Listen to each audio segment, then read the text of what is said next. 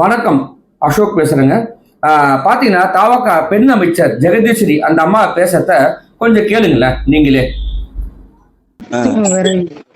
தூக்கி வச்சு சட்டியோட வச்சு அடிச்சு கொண்டு வெளியே எடுத்துருவேன். அந்த வார்த்தையை கவனிங்கள. ஒரு ஆபாசமான, ஒரு கொச்சையான, ஒரு நாகரிகமற்ற வார்த்தைகள். ஒரு பெண் அமைச்சர் அந்த அம்மா பேசுற வார்த்தையா இருந்து இது முதலமைச்சர் ஜோசப் விஜய் சொன்னாரு, நாங்கள் மாற்றங்கள் தருவோம் மாற்றங்கள் தருவோம். முதலமைச்சர் இதுதானா மாற்றமா சொல்லுங்க பார்க்கலாம். ஒரு கட்சி நிர்வாகி அவங்களுக்குள்ள நடக்கிற ஒரு பிரச்சனை தான், பரவாயில்ல இருந்தாலும் பாருங்க அந்த அம்மா சொல்றாங்க, அவரை மிரட்டுறாங்க, அவனை வந்தா கொன்றுவேன், அவனை ஒழுங்கா இருக்கு சொல்லுங்கன்றாங்க. அப்புறமா பாத்தீங்கன்னா சொல்றாங்க, காவல்துறையில புகார் மனு கொடுத்து அவனை தூக்கி உள்ளாக்க இருப்பேன். இதுல இருந்து எப்படி தெரியுது, இவங்களுக்குள்ள அந்த அதிகாரம் இருக்கிறது, இவங்க நினைச்சா எதுவும்னா பண்ணுவாங்க.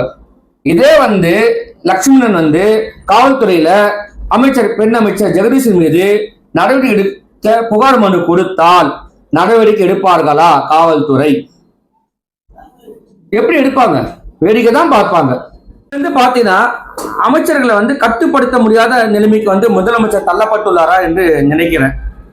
ஆமாங்க, பாருங்க தொடர்ச்சியா பாத்தீங்கன்னா ஒரு அமைச்சர் பாத்தீங்கன்னா ஸ்டேடியத்துல உட்காந்து மாத்திரை ஓடிச்சு குழந்தைக்கு கொடுக்குறாரு. அப்புறமா பாத்தீங்கன்னா ஒரு எம்எல்ஏ பாத்தீங்கன்னா அவருடைய நிர்வாகிகளுக்கெல்லாம் அலுவலக தரப்புல சாப்பாடு போடும்போது எச்ஐஎல்ஐ தூய்மை பணிகள் எடுக்க வச்சாங்க. முன்னாடி பாத்தீங்கன்னா இந்துத்துறை அமைச்சர், பத்திரப்பதிவுத்துறை அமைச்சர்லாம் பாத்தீங்கன்னா அவங்களுக்கே தெரியலையாம் ஒரு 100 கோடி ப்ராப்பர்ட்டி எப்படி டிரான்ஸ்ஃபர் ஆச்சுன்னு. இப்படின்னு பார்த்தா இப்படி தொடர்ச்சியா ஒவ்வொன்றா இப்போ அப்புறமா பாத்தீங்கன்னா ராஜபாளையம் அமைச்சர் இந்த அம்மா பாத்தீங்கன்னா கொலை மிரட்டல், ஒரு ஆபாசமான வார்த்தைகள், இப்படியே போச்சுன்னா இப்ப அடுத்த வாரம் பாத்தீங்கன்னா ஒன்னொரு அமைச்சர் என்ன பண்ணுவாங்க, எப்படின்னா வெள்ளித்திரையில் காண்போம்.